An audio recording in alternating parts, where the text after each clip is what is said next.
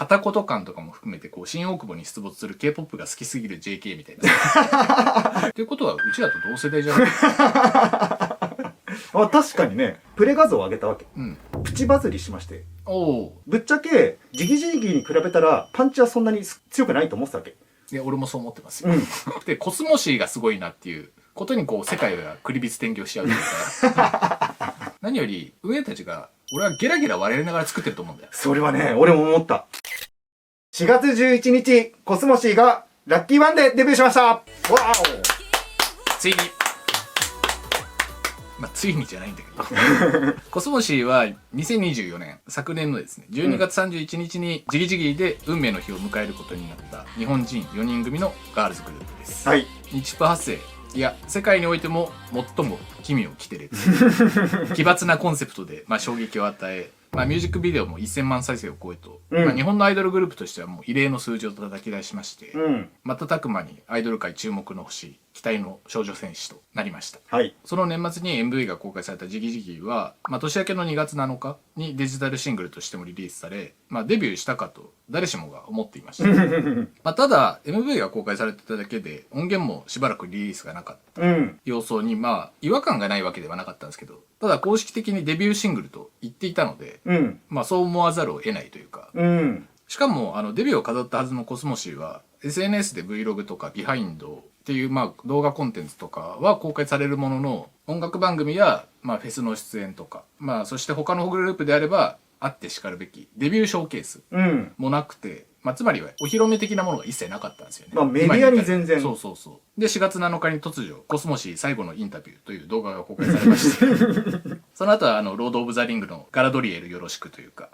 エルフ姿のメンバーが公開されて、まあ、10日に KBS ミュージックバンク出演をもってオフィシャルデビューつまり正式デビューということがまあアナウンスされて、まあ、今に至るという。じゃあ前のは正式なデビューじゃなかったんだっていう感じなんですけど、まあちょっと話それますけど、ちなみにそのミュージックバンクでのステージ動画が、まあ、同日に出演した NiziU とかキキ、まあ、イズナ、NCT のマーク、ママムの空などのそうそうたるメンツを抑えて最も見られてるらしくてだからまあ日本以外からの注目度も増してるっていう印象ではあります。まあクリックしちゃうよね、あれはね。でまあ話を戻しますと、要するにジギジギはプレデビューだったという話で、そのミュージックバンク出演でも披露されたラッキーワンがまあ正式デビューだということになります。はい。なのでまあこれは間違いというわけではなく、まあ、公式が、まあ、コスモシー側が隠していた真実ということになります。だからまあ別にうちらも間違った情報を言ってたとかそういう話ではないという最初はそうアナウンスされてたからねっていう、それにまあ従ってたというか、またその隠していた真実という観点で言えば、まあ、さっき言ったコスモシー最後のインタビューという動画の正確なタイトルが未公開映像1999年デビューから2000年に消えたアイドルコスモシーの最後のインタビューっていうのがまあ正式な動画タイトルなんですけど、しかもその映像の中でハングルと日本語が混ざったいわゆるハンボの語を操る4人が出てきて、プロモーションというかね、デザイン的なというかコンセプト的にそういうことはやってるし、まあインタビューとかでもそういう部分はあるんだけど、それで長々会話するという新しい設定みたいなのが出てきて、だからこれがまあコスモシー語とも言えるとは思うんだけど、ただそれ見た時はなんかその片言感とかも含めてこう新大久保に出没する K-POP が好きすぎる JK みたいな会話をする感じだからちんちゃウケるみたいなさ混ざりすぎだろみたいなさ感じがあって、まあちょっとおもろかったんですけど、そういう設定も新たにこう付けられて、まあラッキーワンの MV にも出てくる赤い顔のタイムマジンによって、まあ、タイムマシンとかけてんのかなみたいな感じだけど、1999年から、まあ、現代2025年にタイムスリップという2万時間みたいなんで、あれを計算すると大体25年なので、なるほどね。まあ、ただ MV 上は少女たちの儀式によって復活させられてるというか、なのでだからまあ復活したアイドル兼少女戦士というのことみたいですね。この辺が一応世界観というのが、まあ、ジギジギから今回のラッキーワンで定められた設定コンセプトっていう感じではあります。ちなみにデビュー時に分かってなかったことで追加情報として分かるのは、姫社の本名は青柳姫香です。青柳さんなんだ。でしかも姫香の名前が多分口で説明してるから正確には分からないんだけど、お姫様の姫に香が多分花ですね。薫じゃなくて姫香っぽいです。ということで、まあ、1999年からタイムスリップしてきたアイドルということなんですけど、ということはうちらと同世代じゃない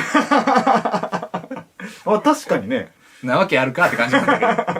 どただ現代の2025年といってもMV に出てるリポーター最初に出てくる、それこそコスモシー語ハンボの語を喋ってるので、だから我々の生きる現代と同じ世界線なのかは正直不明っていうこともあります。で正式デビューとなったラッキーワンもハンボの語と英語が混ざっていたプレデビュー曲のジギジギとは異なり全編英語詞となっています。だから個人的には前回のジギジギが日本デビューで、今回のラッキーワンが、K-POP 本場韓国での音楽番組に出演が、こけら落とし的な感じなので、世界デビューっていうことなのかなっていうのを、個人的には解釈してるというか。ただ、今回もデジタルリリースなんで、もしかしたらそのフィジカルを持って世界デビューみたいな三段構えにしてる可能性もあるかなと思う。で、そんなラッキーワンはトロピカルハウスをベースにスムースなシンセサイザーと穏やかなメロディーが特徴的な楽曲で、ラッキーワンという歌詞は単なる幸運ではなく、お互いを運命だと信じたいという切実な気持ちを込めていると説明されています。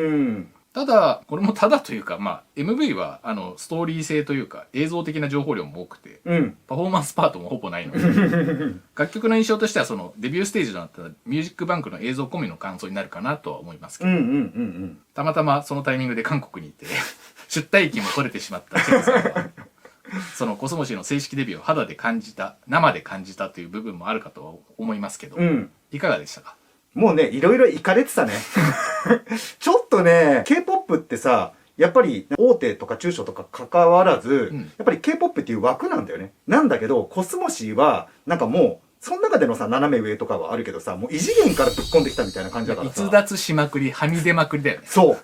だって、俺それこそ、そのエルフの格好のコンセプトフォトは見てたけどさ、ミュージックバンクの待機を見に行ったんだよね。で、それが6時過ぎだったから、MV 公開時、リアルタイムでは見てないし、ステージもどんな感じで来るのか知らなかったんだよ。ただなんか出勤の写真を見た時に、確かなんか別に普通の格好だったんだよ。なんかどんな感じなのかなと思って待ってたらさ、奥の方にさ、チラチラエルフが見えるわけ。えと思って。まさかそれで出たみたいな。逆にティーザー見てなかったら気づかないかもしれない。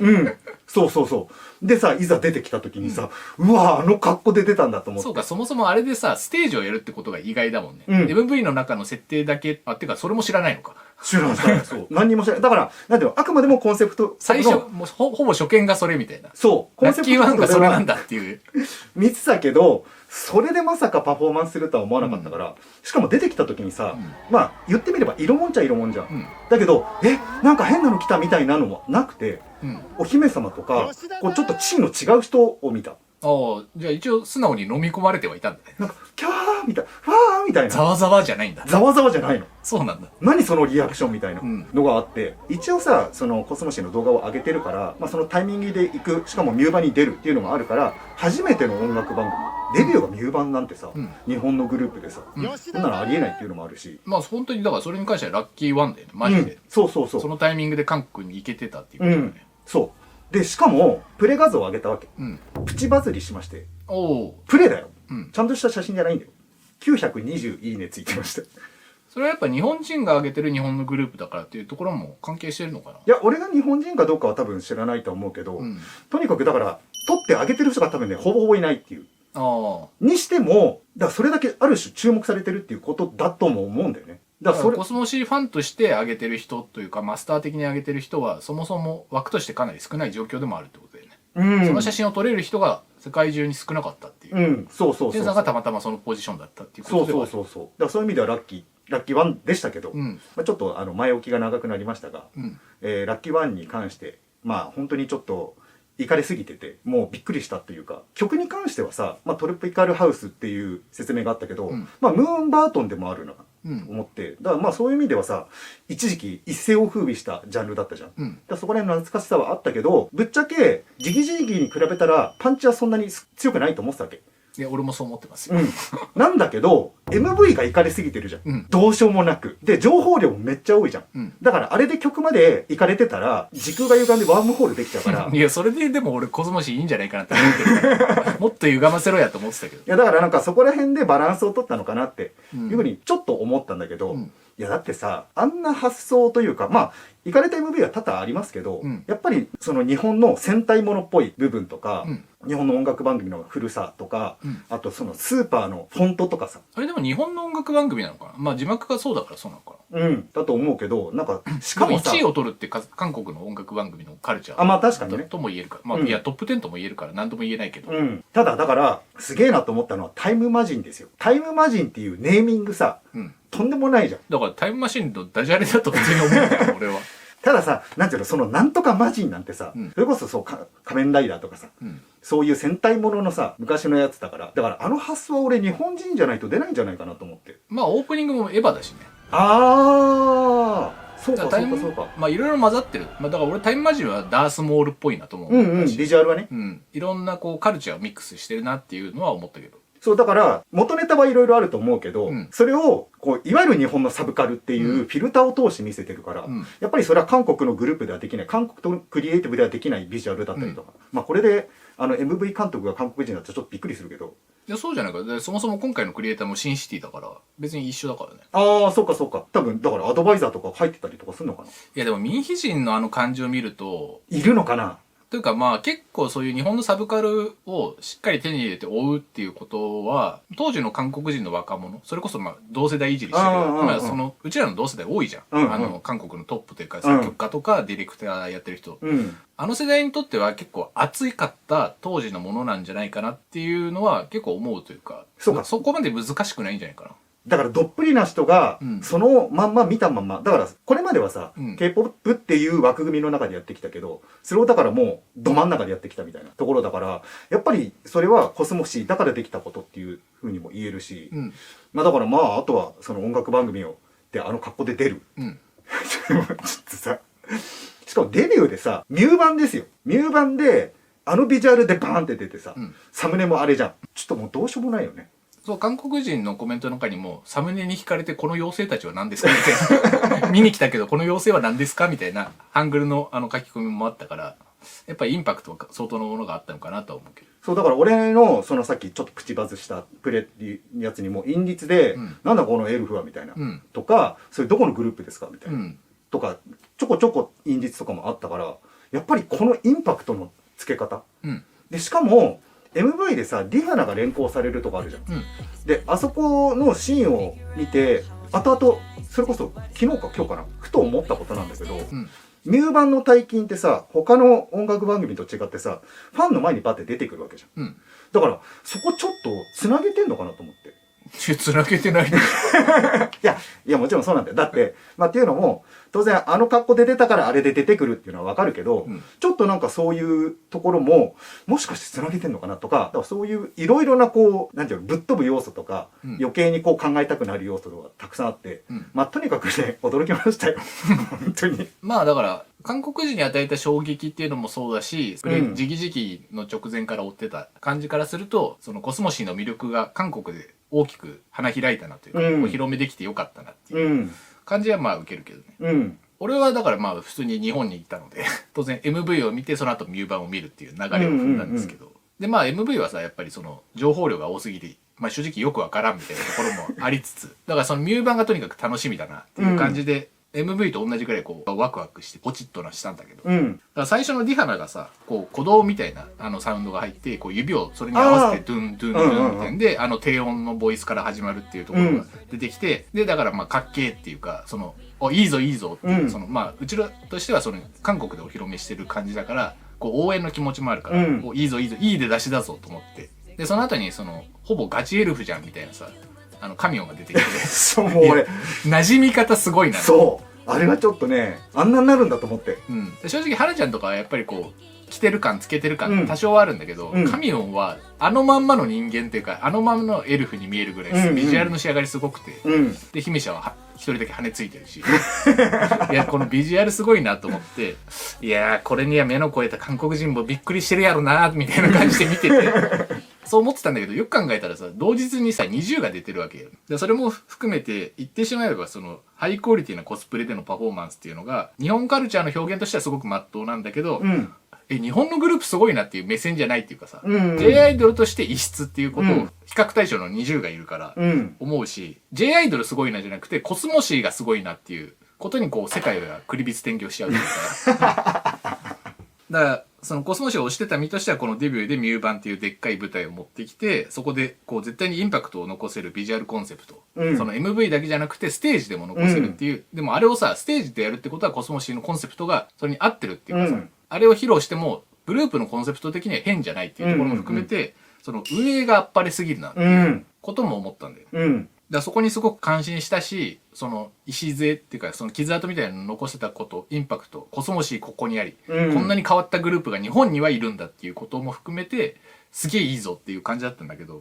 運営あっぱれだとは思ってんだけど、曲がその英語詞なのを含めてなんでトロピカルハウスなのかなっていうちょっと思って、だから歌詞は向こうの地上波に出るっていうことも含めて英語詞だっていうことだと思うんだよ。俺もそう思った。ただ正直前回のジギジギの方がその半ボノと英語が混ざった歌詞も含めて異質感、その衝撃度合い、変な具合っていうその J っていう枠組みから外れたコスモシー独特の異質感を表現するものとしては俺は前回の方が良かったなとは思った。異質感をアピールするって、インパクトっていう部分ではね。だから、曲としては正直衣装とかビジュアルとかパフォーマンスのインパクト以外のサウンド面だけで言うと前回の方が良かったなっていう部分も思ったんだけど、あれもしかして1999年から来たからこれなのかと思ったんだよ。でもよくよく考えるとトロピカルハウスブームって10年前ぐらいでそうそれは2015年ぐらいにはない。介護とか、代表的なんで言うとジャスティン・ビーバーの What Do You Mean とかさ、あの辺がいわゆるトロピカルハウスのブームの中心というか始まりのやつだから、だから全然時期が合ってないんだけど、ジギジギの方もアフロポップのリバイバルが、今現代の流行りだからその時代交渉全然合ってないんだけど、そのタイムスリップっていう設定を明確に定めたんだったら、その1999年の前後の曲をやる、世紀末ぐらいのサウンドをやるのが本当は正解だったんじゃないかなとは思ったんだけど、ただそれをやっちゃうとキオプと被るから避けたんかな。それこそ99年っていうと、クリスティーナ・アギレラとか、ブリトニー・スピアーズとか、TLC とか、その辺がガールズグループというかその女性の音楽的には流行ってた時代だったから、その辺がキヨプと丸かぶりっていうところも含めて、避けたっていう部分もあるのかなとはちょっと思った、ただミューバンではカミオンの美しいハイトーン、ビジュアルと相まってすごい綺麗なハイトーンとか、MV ではそのタイムマジンとの4人の盾、結構尺長くてすごい楽しかっ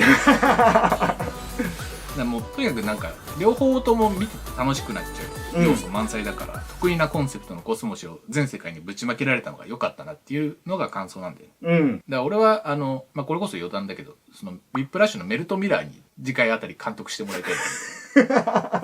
それぐらいこう飛ばしてほしいなっていう感じはある。ただ一番大事なその最初から一貫してるけど、コスモシに注目してるのはさ、明けすけにというか身も蓋もなく言ってしまえば変わってるからいいわけだよ、とにかく他のグループとは違う、でそれを消化できる4人のビジュアルとかパフォーマンス能力っていうことも当然そうなんだけど、その得意なコンセプト変わってる他のアイドルとは違うんですよっていうところが、それがちゃんとお披露目された、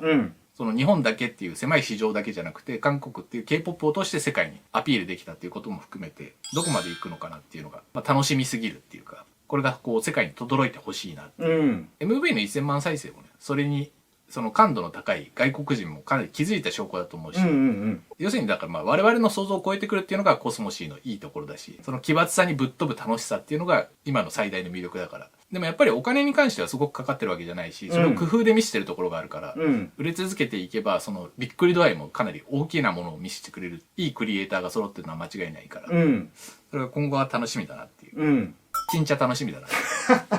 ただそのコスモシーは運営のセンスも含めて、そういう手腕とかも含めて、何より運営たちが俺はゲラゲラ笑いながら作ってると思うんだよ。それはね、俺も思った。俺はね、それがグループ最大の魅力に出てると思う、し、それって俺ものづくりの観点というか姿勢としてはすごくいいことだと思うから、別にそれはふざけてるとかじゃなくて、心底楽しんでいる、真面目に遊んでるってことだよね。そういうグループって俺は K-POP ほどシビアなシーンだと俺は余計少ないんじゃないかと思うから、それはでもそれこそ日本のアイドル産業でもかなり難しいことだと思うし、それを果たせてるっていうこと、それを実現しようとしてるのが大元が吉本興業っていうお笑いを作る会社がベースになってるというところも含めて、すごく新しい風を吹かせられるんじゃないかと思うし、もしかしたらそういう健全っていう新しい風を運んでくれる可能性すらあるっていうことも含めて、このコスモシーっていうものになんかこう注目する意味は2個も3個もあるなって、ただ面白い、ただ曲がいい、ただ可愛いっていうだけじゃないパラダイムシフトというかね、なんかアイドルにおける産業のあり方みたいなのをもしかしたらなんか変えてくれるかもみたいな期待をこの正式デビューまでこぎつけたことで見えてきたかなっていうところを思うので、いろんな観点で注目かなっていう感じはあるかな。